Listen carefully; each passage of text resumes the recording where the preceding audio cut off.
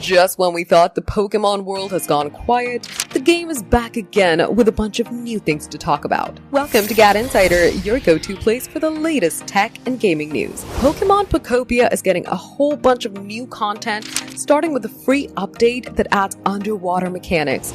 This will be available via a new diving move, no doubt given to protagonist Ditto by a water-based Pokemon, and the free update will be here this August. This means the players will be able to continue their building projects deep into the ocean, which could really add a new dimension to things. This is especially true in some of the most aquatic locations in the game. Nintendo has also announced an expansion pass, sort of like what they did with Mario Kart 8 back in the day. This will grant access to a trio of upcoming DLC packs, although they can also be purchased separately. There are no details on what all this content will be about, but we do know that there will be new underwater town with new furniture, outfits, and of course, new Pokemons to hang out with. The first DLC that includes the underwater city launches in August, likely alongside the diving update. The second drop is scheduled for later this year and includes additional new features. Meanwhile, the third paid update will be released in 2027 and includes yet another town. For those who never gave it a try,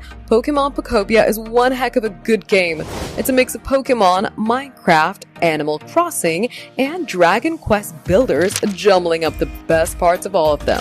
So maybe this new DLC could be a sign for you to start. For more updates, subscribe to GadInsider, like and share the video, and don't forget to press the bell icon so you never miss any update.